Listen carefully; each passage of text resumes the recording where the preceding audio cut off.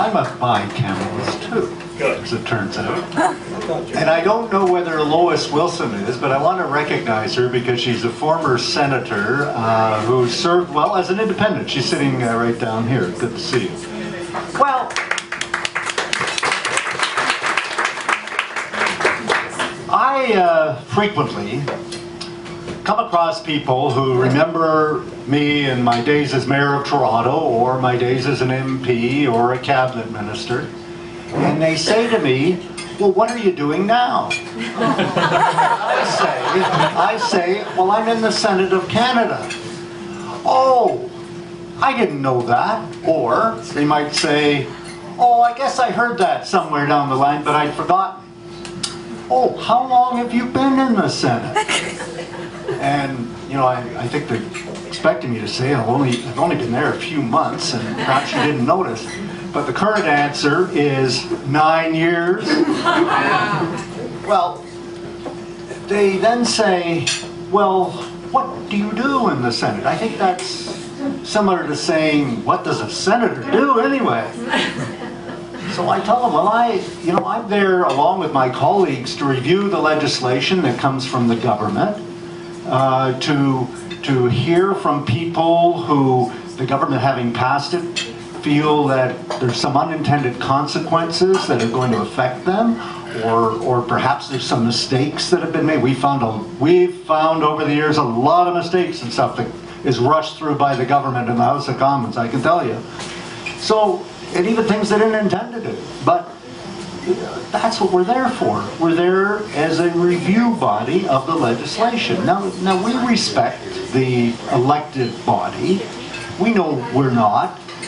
So we're careful, and we should be careful not to override what appears to be the will of the elected people, the will of the majority of the population. But on the other hand, we've also got to look after those minority interests as well, and make sure that people are not being hurt in our country.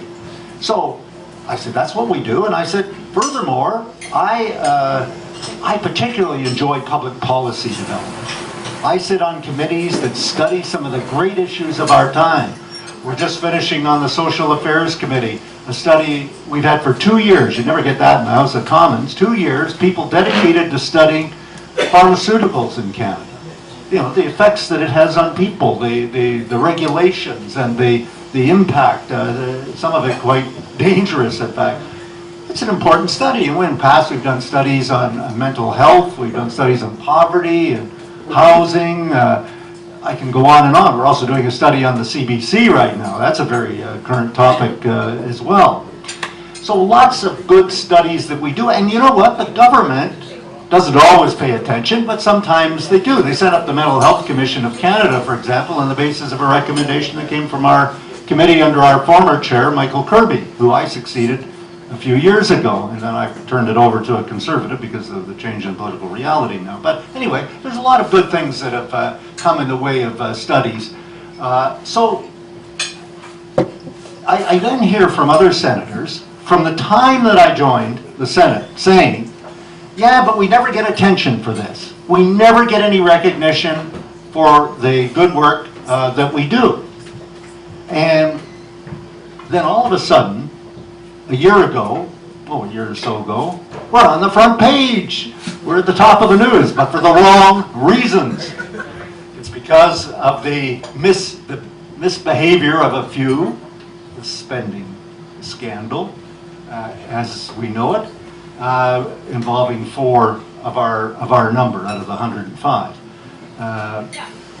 So all the more, my colleagues bemoan the fact that we can't get attention for the good things we do. Well, the fact is, the media give us scant attention. They would much prefer the cut and thrust of question period, the attacks and the counterattacks, the gotcha moments in politics. That's the stuff that gets all the attention. Oh, those senators over there, they're talking about public policy. They're talking about pharmaceuticals and the CBC. Oh, that's boring. They don't pay any attention to it. That's a great part of the problem, because people just simply don't know what it is that we are about. But I think the Fathers of Confederation, and Professor Russell's referred to the Senate back at its beginnings, I think they got it right. I think they knew what they wanted to have. And there was a concern, I think, particularly by the smaller provinces, that the growth was going to come in Ontario and Quebec and central Canada, and the rep by pop chamber, the House of Commons, was going to gain more and more members from there, but they wanted to make sure they didn't get lost, that the regional interests didn't get lost. So the Senate was very key to them joining Confederation, very key. Part of the bargain that was reached at that time.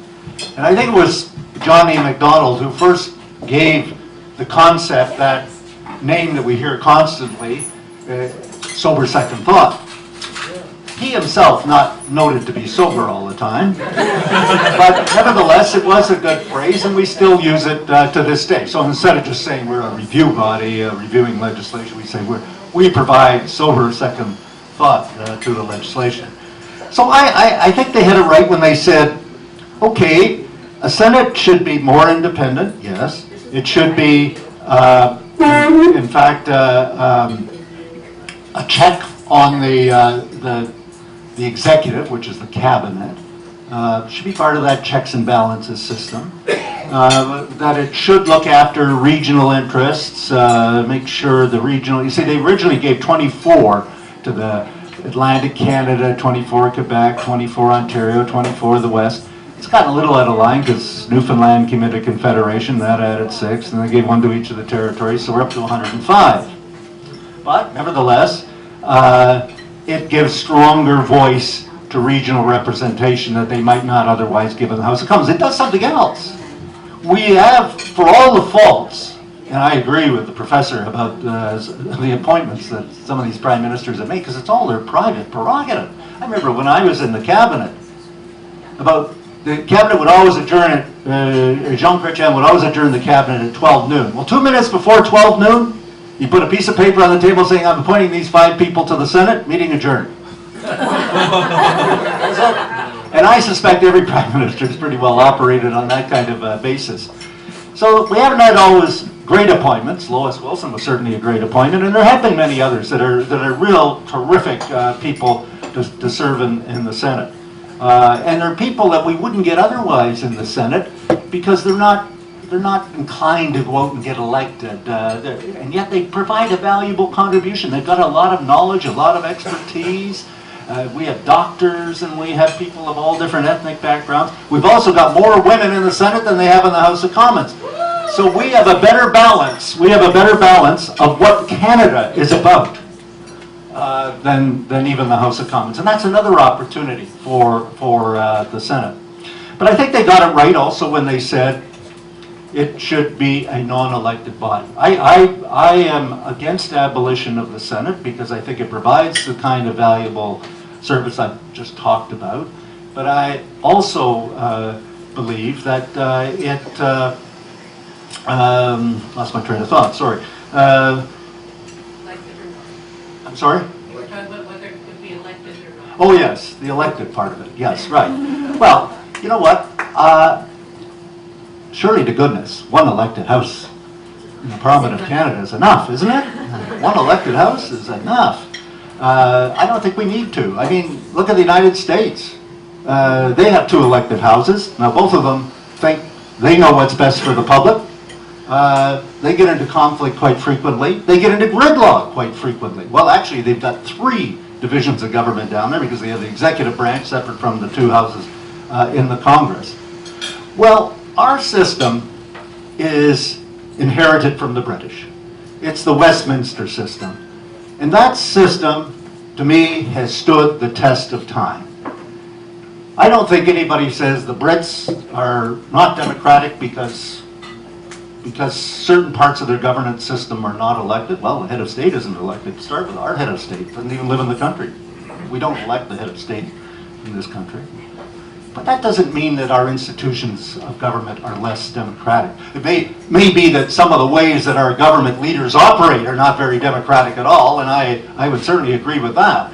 But I think the institutions that we have are put together make us a very democratic country.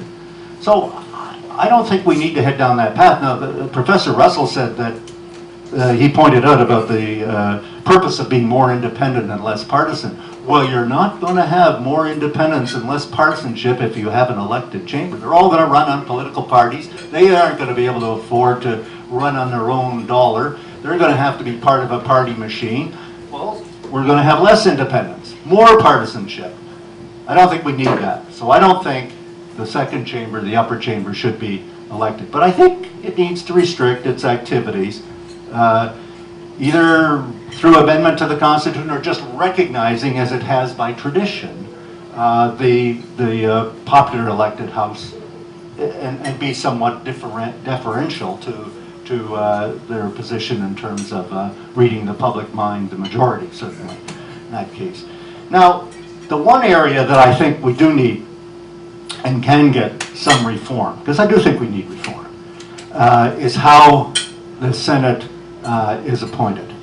Now, according to the Constitution, it has to be done by the Governor General on recommendation of the Prime Minister. Fine. I think we can work with that without getting into a constitution. I'm not afraid of a constitutional amendment, but some people are in the political world. The political leaders don't seem to want to touch anything that talks about opening the Constitution again. You'll hear that from them constantly. But I think if the Prime Minister, and maybe the next Prime Minister, would be willing to have an advisory committee and where they can make recommendations, they could vet, screen the recommendations to make sure we get good quality applicants. They could then submit to the Prime Minister. Say the Prime Minister has 3 vacancies in the Senate, they could send them 5 names, 6 names, whatever, and say, well, pick from these. So it maintains the constitutional requirement, but at the same time provides for a better process. And you could have objectives. Maybe the Prime Minister sets an objective, say, well, I want 50% women. I want to better reflect the population. I'd like to have, maybe a third of them with political legislative experience, because that's valuable in the institution of governance. Whatever, but I think it needs to change from the kind of appointments that are made today. And unfortunately, a lot of the appointments that have been made lately have been just off the wall as far as I'm concerned. They haven't been the kind of quality appointments that I think this country deserves. So I think that's what we need in the way of reform.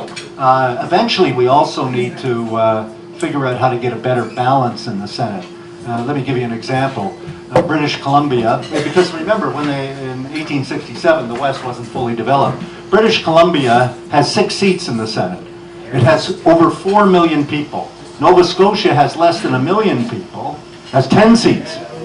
It's a little out of whack. So there needs to be a better regional balance, but that'll require a constitutional amendment, 7 provinces, 50, which a lot of our political leaders don't want to touch. But anyway, what I'm saying is, this institution, I think, has served this country well. Let's reform it. Let's make it work better. Let's make sure people can't abuse the rules, but let's not throw away a system that served this country well for 146 years. Thank you.